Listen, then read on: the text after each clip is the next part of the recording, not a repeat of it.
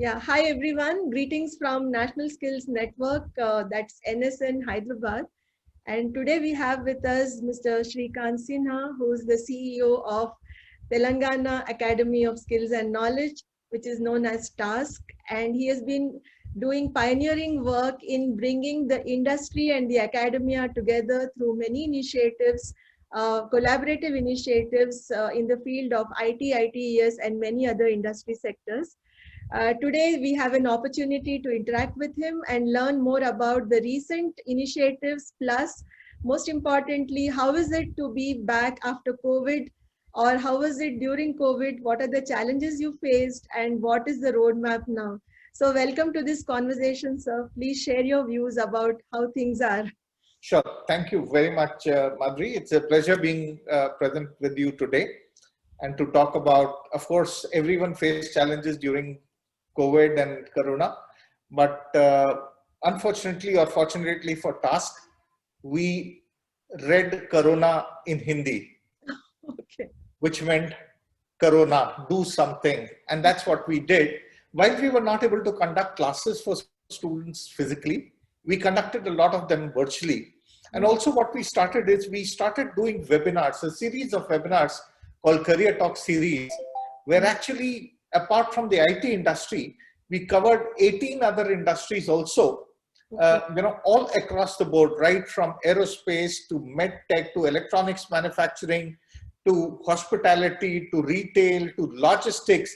We covered the entire gamut of industries to help our youth understand what are the opportunities for them post-COVID and what are the skills that they would require for getting jobs into all those industries.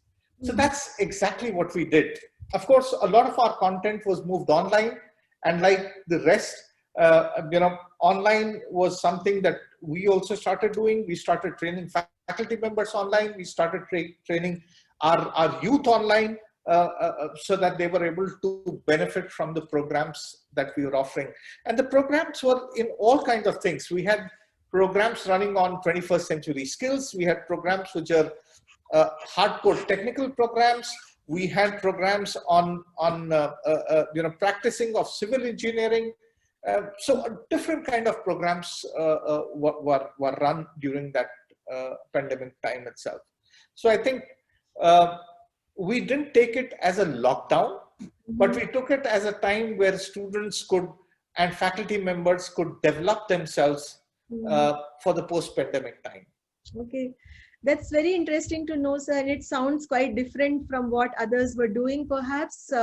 But then I like the way you have mentioned about many other industries, because it is very important. As we know today, almost all the industries are getting digitally enabled and they're becoming digital enterprises. And TASK has been leading mostly in the IT, ITES sector. So perhaps you would have seen how things could be applied. We would be really interested in knowing more about those industry affiliations. Perhaps we can have a chat later. In the same vein, I would also like to know from you, what have been the recent, say, collaborations and initiatives from TASK in terms of industry collaborations? Sure. Before I come to the collaborations, just a quick point on the thing that you raised up. Yes, a lot of organizations today, are going to digitize, and most of the organizations that we spoke to, right, as part of this Career Talk series, across verticals, one thing came across very, very clearly, and that was their dependence, their thing about AI. So most of these organizations were looking at some kind of a process automation. They were looking at AI being implemented over there, including, we were surprised that food and processing industry, there was this rice mill, just before the COVID, had actually automated their entire supply line, the manufacturing line itself. And thus they were able to avoid COVID. Another thing which came across very clearly was that typically people would think that IT professionals could work from anywhere. But one of the myths that was broken this time was, during the COVID time, was that even the manufacturing industries, etc., also, a lot of jobs were being done, in a work from home mode. So those were the kind of findings that we came across, and probably, at a later date, we could discuss more about some of those industries. But yes, the message came out very clearly that artificial intelligence, machine learning, automation, process automation and robotization across verticals is going to be seen moving ahead. There were industries like aerospace, etc., who said that yes, their recovery process will take anywhere up to 12 quarters to come back, while there were other industries who said that probably, in a year's time, they would be back to their own sheen and own self itself. So that is there. Coming to the collaboration part of it, in fact, December being one of the months where TASC usually signs up new partnership for the next year, we were able to sign a lot of partnerships. In fact, 11 partnerships to be very precise, and some of these partnerships were further adding to whatever we already had in store with us. For example, in the space of robotization and process automation, we had a partnership with UiPath as well as Automation Anywhere. Okay. Now we have added Blue Prism recently, so that completes the complete thing on robotization and process automation. RPA, all three large players that are there in the world are now partners with TASC, and they are training our faculty members and our students moving ahead as we speak. For helping our students get experience of creating civil structures, mechanical structures, etc., we have partnered with EDS Technology, and where they are offering products like CATIA as well as 3D Experience and other products from the Dassault system itself. So that was another partnership that we rolled out. Cloud being one of the major things being looked at moving ahead, and more companies as part of the digitization agenda going on to cloud, moving on to cloud. We definitely did sign up with the largest cloud organization, which is Google itself, for cloud technologies. Google also has got an Android development platform, which is called as Google Kotlin, and we tied up with Google Kotlin for Android application development. IBM has got this wonderful platform called as IBM Open PTech, which is offering pro bono programs for the youth to skill themselves. This is awareness level programs because, as I said, right, all industries require it. So focusing predominantly towards the degree students, etc., we partnered with IBM Open PTech to offer programs in AI, ML, data sciences, and a host of other awareness level programs. For data sciences and automation, etc., we signed a partnership with InSophie. For digital creativity skills, we have an existing partnership with Adobe, and where we were able to operationalize by training close to 300 faculty members from the government polytechnics to become Adobe creative educators. Yeah. So that's another thing. For hands-on project for engineering students, we partnered with this wonderful organization called SmartBridge. So they are actually offering projects to students while they are working from, if there was something called as education from home or learning from home, while they are doing it, they provided them with projects to work on. We also looked at free courses with hands-on projects from Unschool, which is a startup which was incubated by T-Hub. And of course, another very, very important partnership that we announced in December last and was with ARM, which is an embedded systems provider, and ARM technology is used practically in 80 or 90% of the devices that we use today, be it a washing machine, to your mobile phones, to everything else. So looking at embedded technology, we have a partnership with ARM. So that in a nutshell is probably covering most of the partnerships that we signed. And typically we are looking at anywhere from 2,000 to 5,000 students getting impacted by any of these partnerships. Okay. So that's where we are. Yeah, and what about the faculty members, sir? Because I remember you have faculty improvement programs also. Are you still continuing with them and bringing them, upskilling them for the new technologies? Yes, of course, of course. In fact, if you look at it, we ran a lot of faculty development programs during COVID itself and during the pandemic. And some of the programs were on AI, were on machine learning, data sciences. We did a program, as I told you, for polytechnic faculty members on becoming creative educators. So different kind of programs were run. We are also we ran programs on civil and mechanical engineering also during the pandemic for faculty members to improve their skills. So all these programs have been done, multiple programs. Yeah. Close to 4,000 faculty members were skilled in technology subjects during the pandemic itself.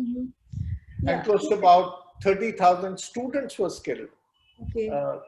Different, basically, if you look at it, some people might have opted for multiple courses also, but that's what we did.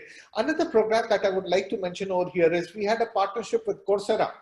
Okay. And 50,000 youth in Telangana were benefiting from this partnership because 3,800 programs were offered to people who were either unemployed or underemployed or between jobs.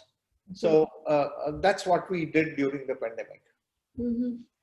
Okay, so you were mentioning about how these partnerships are going to also benefit degree students and not the professional engineering type of students. This is something which is of interest, also considering the big picture of how digital skills and latest technology skills are also being promoted by the Ministry of Skill Development, particularly with reference to schemes like PMKVY, which usually cater to the entry-level skills mostly.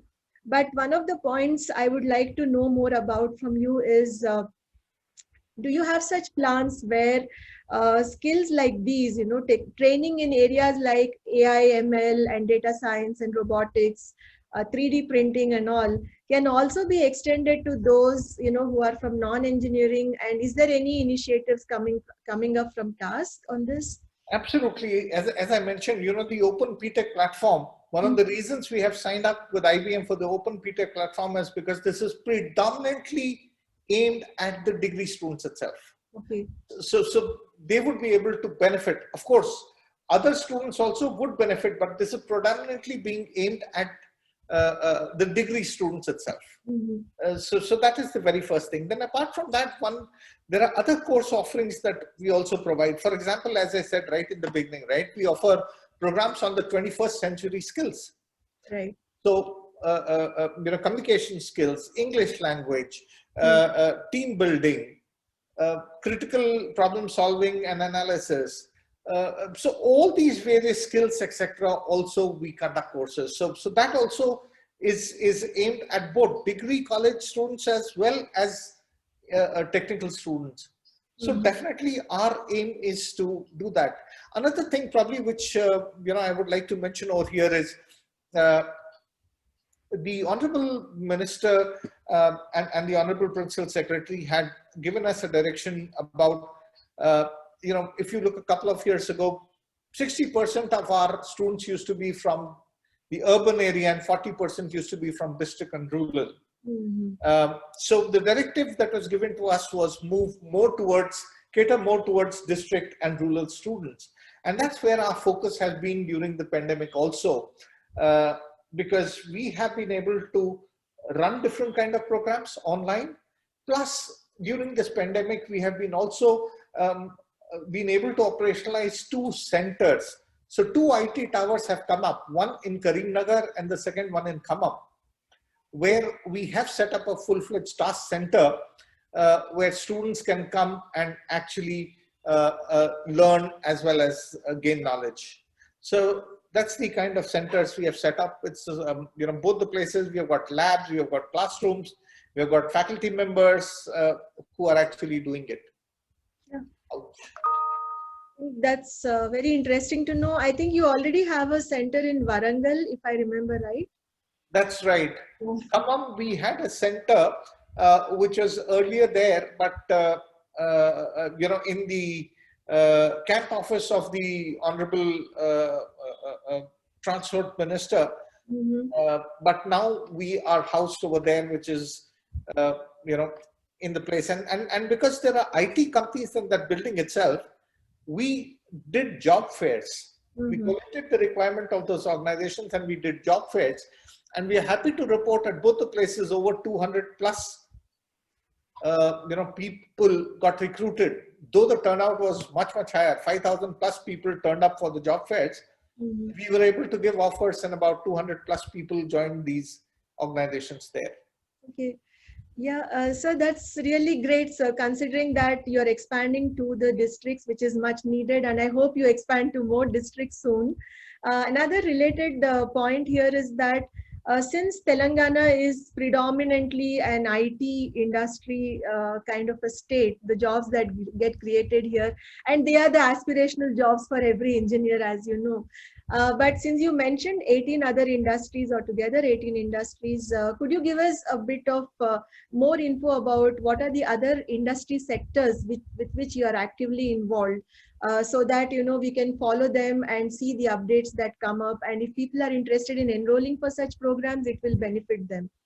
Sure, absolutely. So I think as you know, that task is not only into IT skilling, but we had, in fact, 2 years ago itself, we had conducted a program very successfully, which was on skills for vaccine skill development, right? So we also ran programs for GDA. We also have trained people for getting recruited into the Indian Army and the Defense Forces as part of our finishing school model. We have run programs on civil engineering, on mechanical engineering. We have, in fact, as we speak right now, we are running, every Tuesdays we run a program which is called a Civil Tech Talk, where practitioners come and discuss real life problems of civil engineering structures, be it on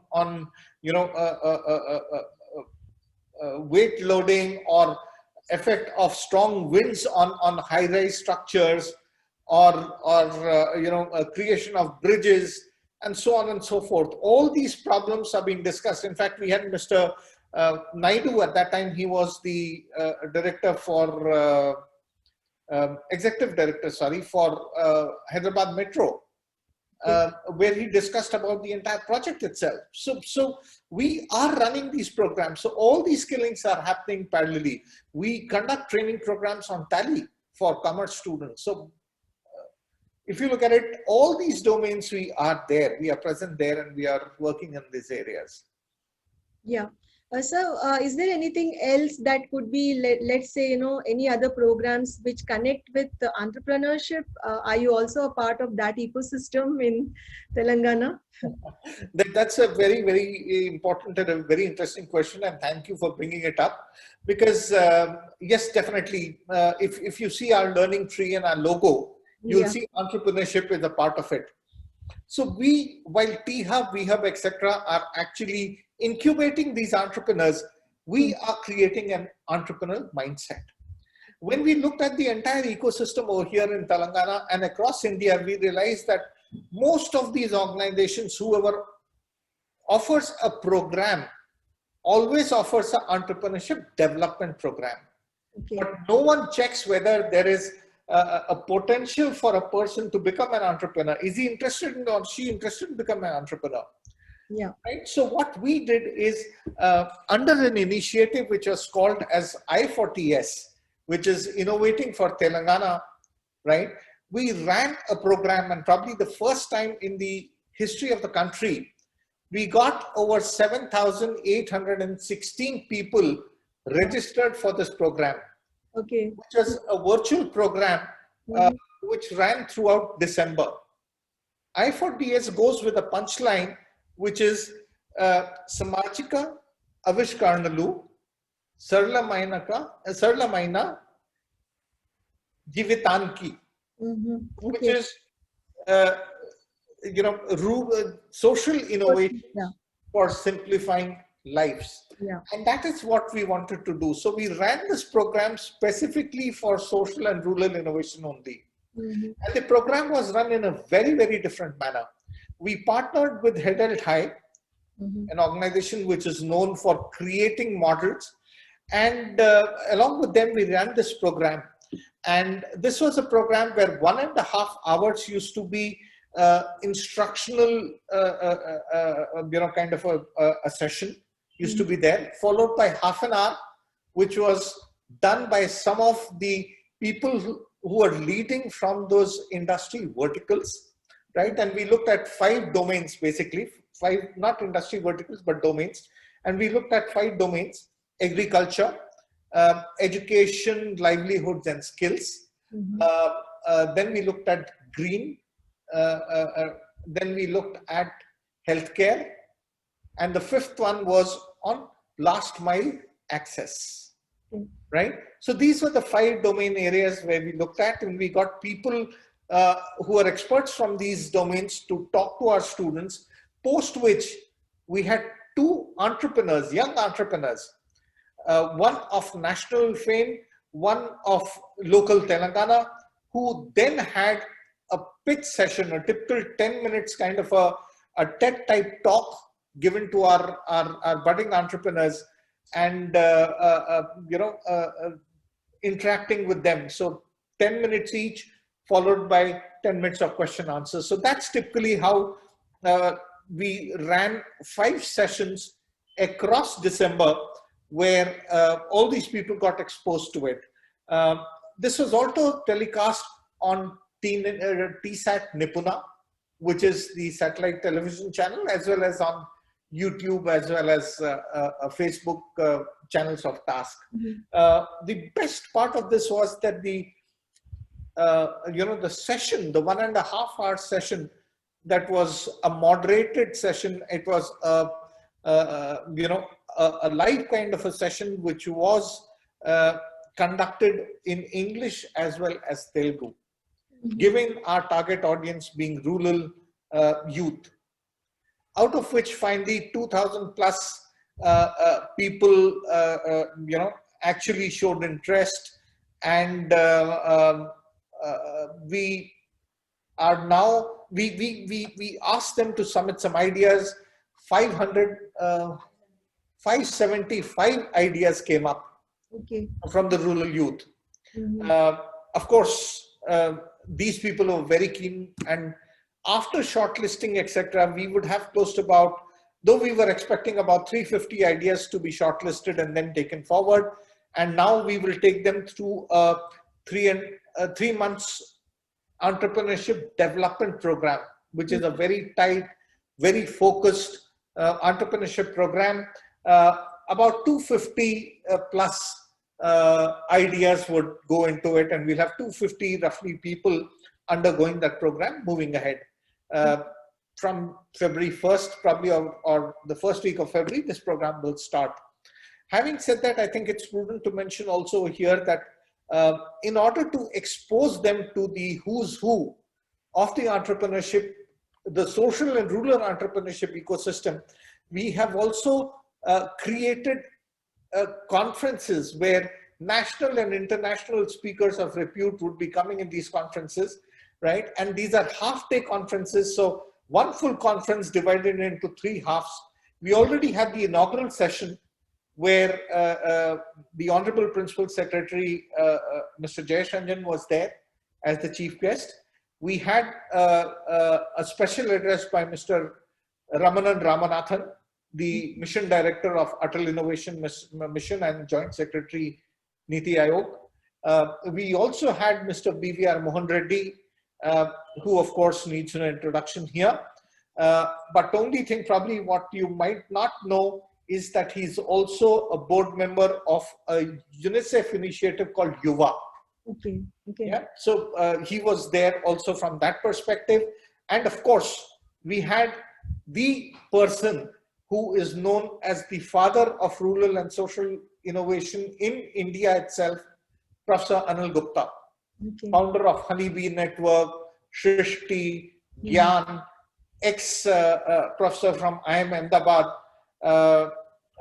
Padma Shri, Professor Anil Gupta. So these were the people who were there as part of the inaugural session itself, and our students interacted with them. And then moving ahead, we had all our ecosystem partners. So starting with T-Hub, WeHub, TSIC, T-Works, TSAT, and IIT Hyderabad, Triple IT Hyderabad, ISB, of course, JNTU.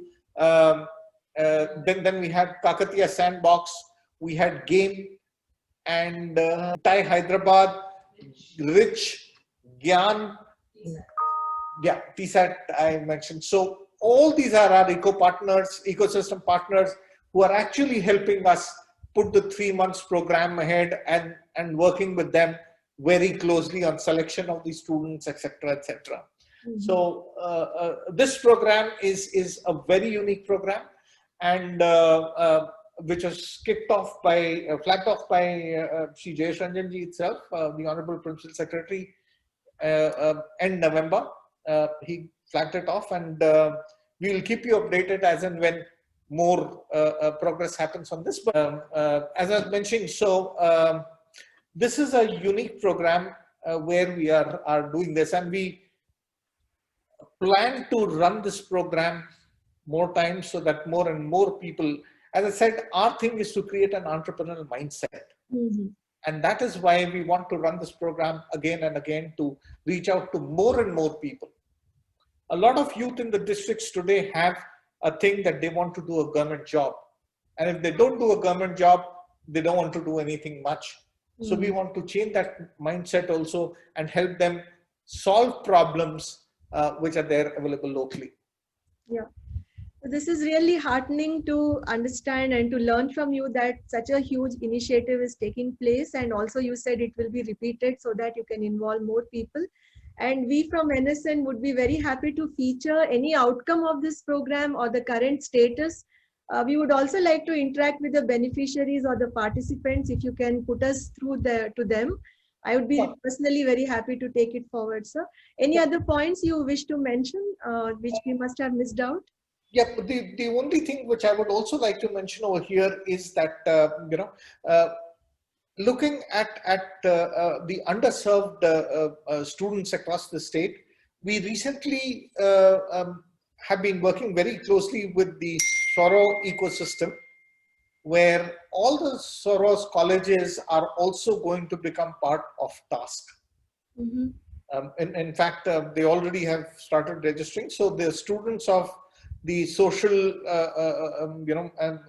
schools, social welfare society schools, social welfare society colleges, also the 30 women colleges that they have, tribal and social welfare, their students would also become beneficiaries of the TASK programs. So that is something which is another very, very positive thing which has happened, during this time. Okay. Yeah, great, sir. Nice to interact with you and learn about so many recent updates and the initiatives. We are truly honored by this interview and the conversation we had just now.